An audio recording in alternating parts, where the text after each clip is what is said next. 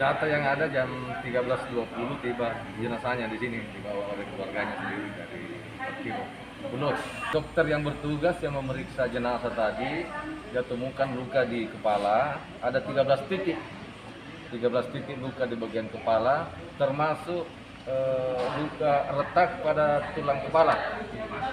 Selain itu ada luka di alis kiri atas alis kiri ada luka. Di telapak tangan kanan juga luka, kemudian di tangan kiri luka juga, di punggung tangan ada luka juga.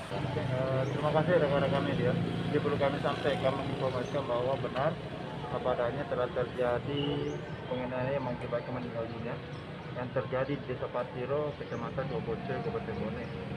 Ini kejadiannya sekitar pukul 9.30 tadi pagi pada hari ini benar adanya ada terjadi tindakan penganiayaan yang mengakibatkan meninggal dunia.